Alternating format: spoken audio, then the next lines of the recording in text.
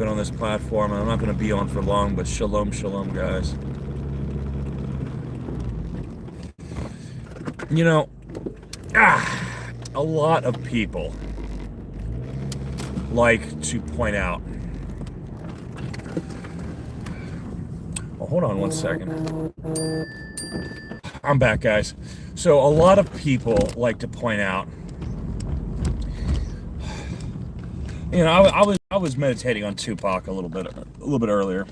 You know, and you think about the man who had so many disadvantages, and yet the man still did achieve amazing success in the world.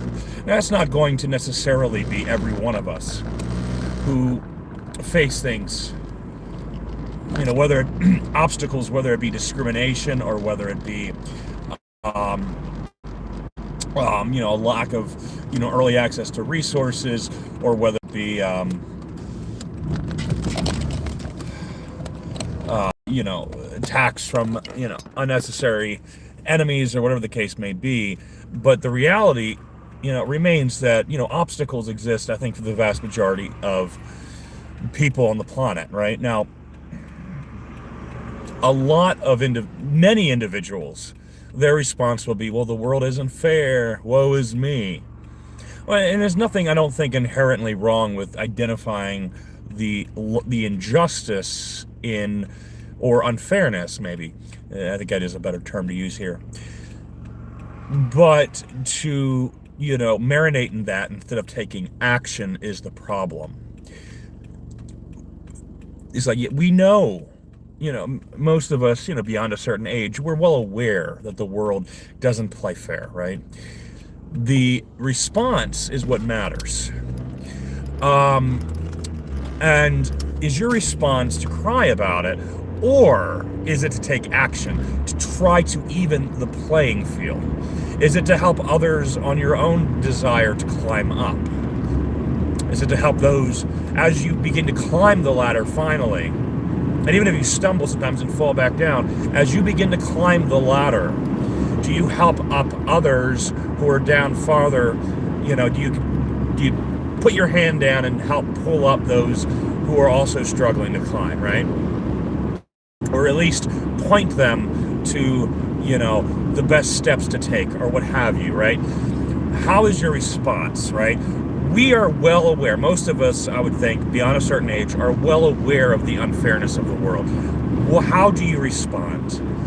You can, I think sometimes we do fall into depression, for sure. That happens throughout our lives. I don't want to fall into that trap again because it is so counterproductive.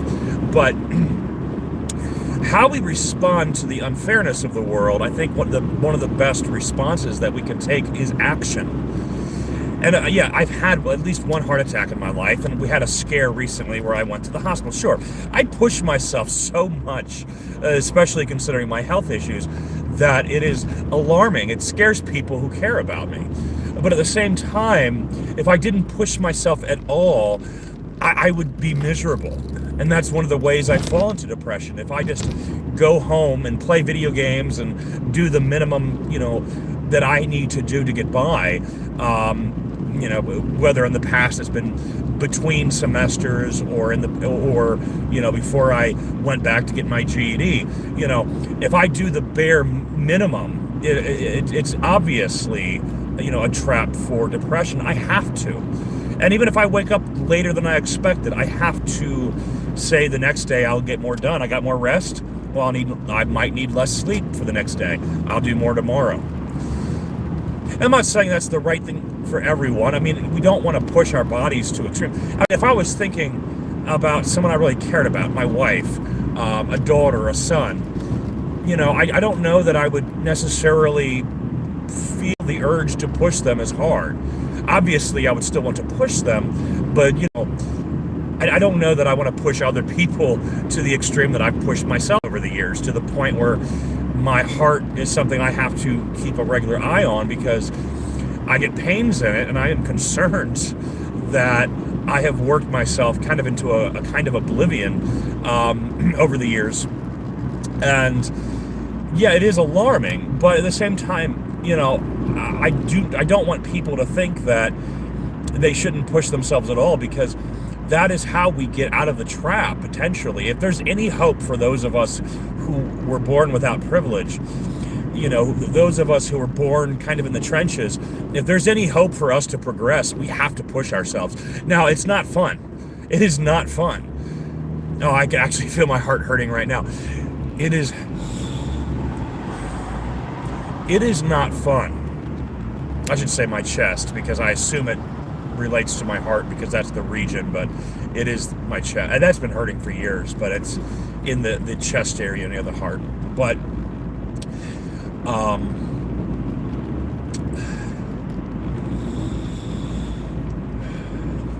if we do not push ourselves, where do we end up? Right? Where do we end up, Sweetie? If we don't push ourselves to do better, what is there? Like, sure, we have salvation in Yeshua, but what about, and I can trust on him for financial support. I can trust on him for this and that, but I still have to do the footwork, right? For at least a lot of it, right? If I really want to, I know he'll provide food. I know he'll provide water. Even if I go to bed hungry, I'm not starving to death, right? I'm not, as long as I'm not dead, I have enough food and water. But at the end of the day, I obviously want much more than that. And if I want to get to that point, I do believe that I have to put the footwork in, right? And this is just such a pivotal area of realization for, I think, a lot of us. You can either concentrate on how unfair the world is, or you can take action. And sure, I have done both. I have been miserable and, oh, woe is me, and I've also worked so hard that I've actually landed myself in the hospital recently. Sure, I have definitely done both. But, and not by my own will, by the way. I was like, please don't send the ambulance. That's how concerned they were. So that, I think, says something. And the fact that I was still willing to work through it, I think that says something about my character. It's like, yes, I am in severe pain. Let's finish this job. We have a job to do. That's my attitude. That's how dedicated I am. I'm like, if I'm in, I am still like, let's finish the mission. We have a mission. These people need what they're coming to buy, or whether if I'm teaching, it's like, if I'm in, like, I remember I was going to university while teaching, and obviously that had to end. And there was just too much drama in that anyway. I can tell you about that more another time and give you the dirty details, which aren't fun to talk or think about, but, I think in the future we'll have fun with it. Too much drama. I just needed to finish university, have a regular 9 to 5. It's one of the reasons I took that particular teaching position, because I thought it would be easier. But in any case,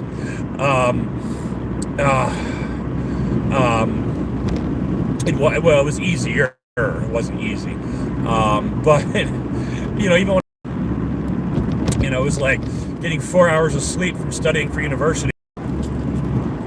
It was like, yeah, let's finish the mission. Let's accomplish the goal.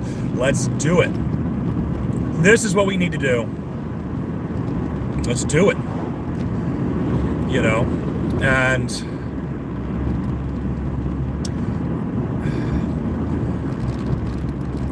these kids need a learning. These customers need a serving. These people need their deliveries. Whatever I'm doing, it's like, even if it hurts, let's do it. Let's make that money. Let's finish the mission. Let's help these people. Let's get it done. Let's make sure everybody's taken care of. I'm taken care of. You're taken care of. My superiors are taken care of. Let's get her done. That's my attitude. And like a lot of my family might say, like a stubborn man, I am not going to stop the mission unless somebody actually calls an ambulance. My granddaddy refused to go to the doctors until it was, now this is really sad, because that might have been one of the reasons. Well, no, his lung cancer came so quickly, it was really difficult to do much about it.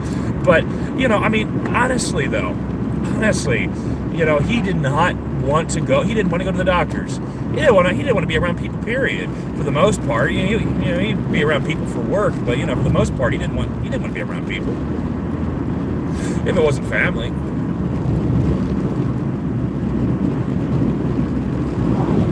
My brother is in the Marines.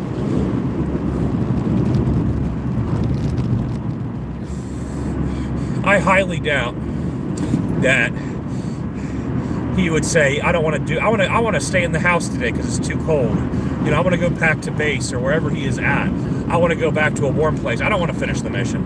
I highly doubt my other grandfather, who was a firefighter. I doubt he said, I want to go back to the fire truck. It's a little too much fire. It's a little too hot in here. And I have a headache. I have a migraine. No. Now, sure, there are some people, who might not be the primary providers for their households, who we might allow, stay home today or whatever. But, even a lot of them will still tough it out. One of my bosses, she will come to work, whether she has a migraine that is killing her, she still comes into work.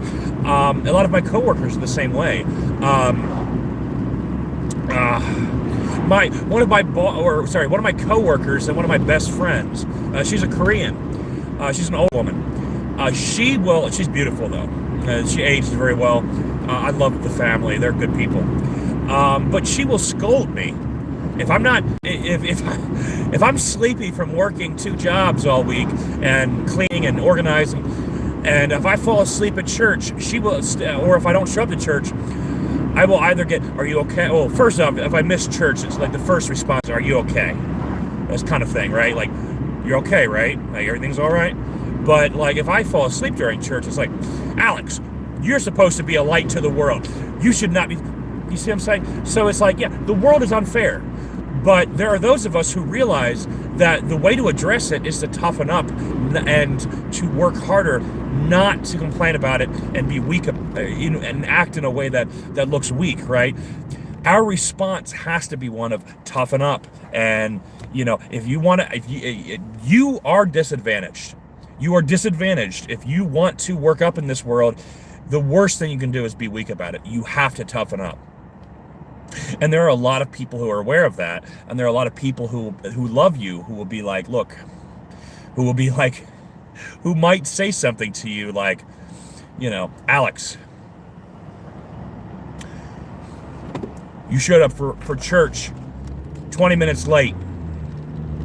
You are supposed to be a light bearer. That is not the appropriate behavior. Or Alex,